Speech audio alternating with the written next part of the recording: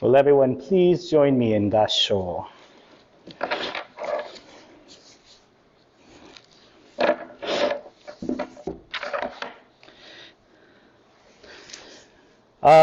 Hard to encounter, even in many lifetimes, is the decisive cause of birth, Amida's universal vow. Hard to realize, even in myriads of kalpas, is pure Shinjin that is true and real. If you should come to realize this practice in Shinjin, rejoice at the conditions from the distant past that have brought it about. Namo Amida Butsu. Namo Amida Butsu. Namo Amida Butsu. Namandavs, namandavs, namandavs. Good morning, everyone. Oh, it is a wonderful December day. It is getting colder, and as we know, the snow is most likely going to start coming soon. It is also the last regular family service that we have for the year. The next service that we are going to have is our special New Year's Eve service, and if any of you are available to come to that, I strongly encourage you to do so. As an extra lure, I am going to be making toshikoshi soba. So for those of you who do attend the service, you can have a nice hot bowl of soba afterwards. And for those of you who do not know, soba is the buckwheat noodles. And it is traditional in Japanese culture to eat them New Year's Eve. Seeing as that this is the last Sunday service for the regular Sunday service for the year of 2022, I'd like us to take a moment and reflect on this past year. It was quite a year. At the beginning of the year, the pandemic, of course, is still with us to a degree. And of course, I highly encourage everyone to keep on practicing safety health measures to ensure that they keep themselves safe and well, and that hopefully, I hope none of you are catch the summer bugs that are going around, the winter bugs that are going around. But at the beginning of the year, we were still entangled quite a bit in the pandemic. However, we could see that numbers were dropping, and that despite the BA.5, I think that it was called, the subvariant that came out, we were still able to enjoy many activities coming into this year. We were finally able to have in-person gatherings once again at this temple. We were able to, thanks to the board and our wonderful president, Crystal Inge, we were able to have many fundraising events that this temple was able to, the temple was only able to do because of wonderful members like you. And we were finally able to have even if it was a very small, tiny, but a tiny, nice obon dance that we were all able to participate in. And then, of course, as we continue on throughout the year, Dharma School went back into session. I would like to thank our wonderful Dharma School superintendent, who is sitting in the way back, June Akita, for her wonderful efforts in creating a beautiful Dharma School program for all of us. And of course, this really just speaks to me how beautifully the Dharma works in all of our lives. What is it that continues to bring us here to this temple? Well, certainly, it is all of us. It is everyone sitting in the congregation today. It is people behind the scenes, probably folks who are cleaning up downstairs right now. It is everyone here. Yet there is another force that draws us here as well, and that is the working and the wisdom and compassion of Amida Buddha, which is to say, the working of the Dharma. All of us are here because we have this strong bond with the workings of the Dharma in our lives. The Dharma teaches us ultimate reality, but by doing so also in a very compassionate way. The Dharma draws us all together because it helps us to realize that I, myself, as a minister, am not just the person here at the temple. I am not just here alone. I am not here, even though I'm here standing on a podium talking to you, I am not the central or focal point of the temple. Yes, I have gone to school and I have studied and I have gone to graduate school in Japan to study about Jodo Shinshu. But once again, I encourage all of us to think that it is because of all of us collectively that this temple is still here today. It is not just me, it is not just one person, it is all of us who continue to come and gather at this temple to give this building purpose. But not just that, but it is the teachings and the working of the Dharma that continue to bring us here. This brings me to my quote today about from Shinran Shonin's preface of the Kyogyo Shinsho, his magnum opus, his writing. You notice how he says, hard is it to realize, even in myriads of kalpas, is pure Shinjin, that is true and real. If you should come to realize this practice in Shinjin, rejoice. Rejoice at the condition from the distant past that have brought it about.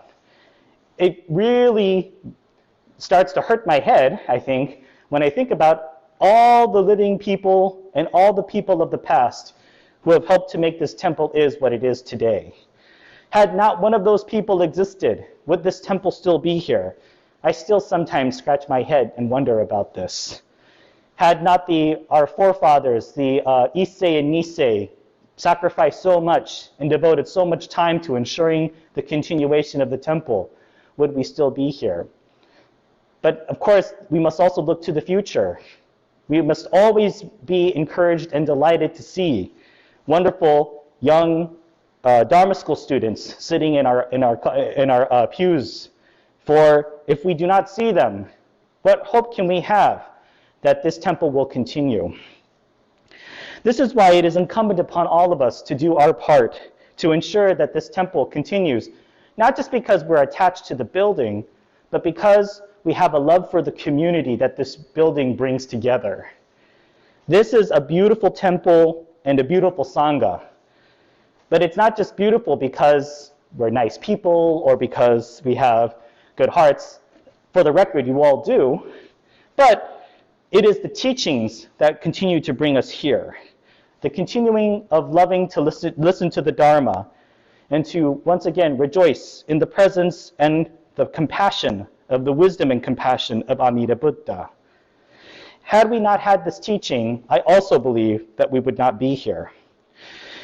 I believe that it is incumbent upon all of us to continue to share not just the teachings from textbooks and scrolls and academic books, although those are very important, but to live these teachings every day of our lives, continuing into how we conduct ourselves when we are in the community, and continuing with how we treat each other here at the temple.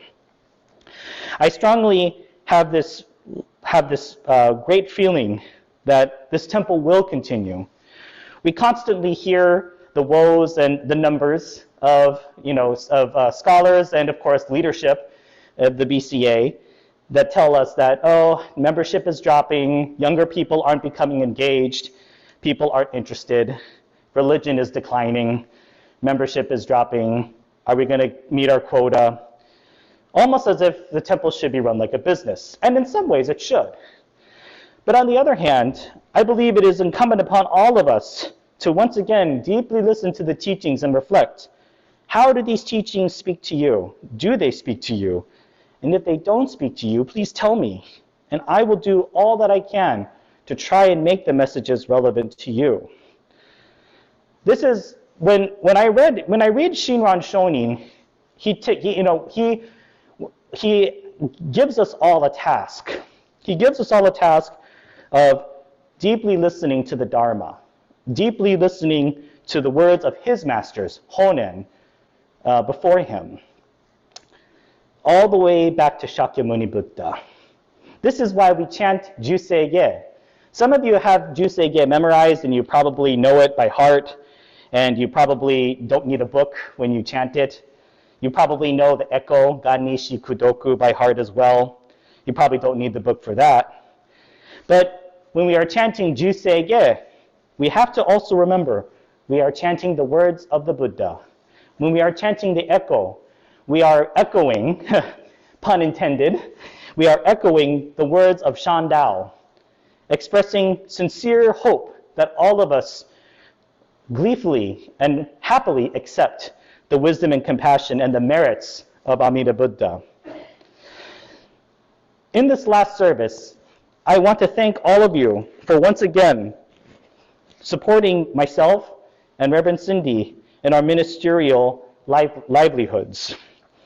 We couldn't have asked for a better congregation to support us and to once again teach us that we alone, just as the ministers are, cannot function without a wonderful Sangha. Not to say that, I think that, the Sangha needs to be good in order for me to do my job. It's that without a Sangha, there is no purpose for myself. In truth, I will admit that it did feel a little bit like this during the whole heart of the pandemic, when I was speaking here in the Hondo to a camera. Now, the camera, of course, is still here, but so are all of you. And I will just say that ever since coming back into person, the feeling has gotten deeper and has gotten warmer. When I was just standing here chanting in front of a camera, talking in front of a camera, I might have gotten used to it a little bit, but honestly, I felt a little bit more like a YouTube producer as opposed to a priest. Seeing all of your smiling faces, despite being covered by a mask, has once again refueled my energy and given me a wonderful sense of the Dharma in my life.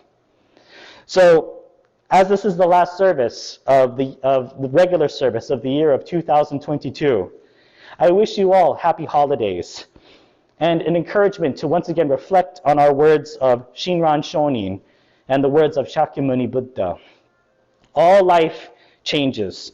All life is impermanent. However, despite the changes, despite that change comes for us whether we want it or not, we are also interconnected. We are also interconnected and interdependent with one another. We all need each other in order to ride this wave of the tumultuous task that is life. This tumultuous wheel of samsara. All of us need each other. So once again, I would like to thank you all for attending this last service of 2022. It really is a pleasure, has been a pleasure getting to know all of you over these 2 years. And I continue to look forward to the years to come as 2023 will introduce itself to us very, very soon. But despite the change in time, despite the change in the year, please know that Amida Buddha's wisdom and compassion will never cease to work. Well, the Dharma, the working of the Dharma, will not stop. The working of the Dharma does not take a holiday. The working of Amida Buddha's wisdom and compassion doesn't go on vacation. It is always with you. So with that in mind, please join me in Gassho. Hard to encounter, even in many lifetimes, is the decisive cause of birth, Amida's universal vow. Hard to realize, even in myriads of kalpas, is pure Shinjin, that is true and real. If you should come to realize this practice in Shinjin, rejoice at the conditions from the distant past that have brought it about. Namo Amida Butsu. Namo Amida Butsu. Namo Amida Butsu. Namo Amida Butsu. Nam Mandat, Nam Mandat, Nam Mandat.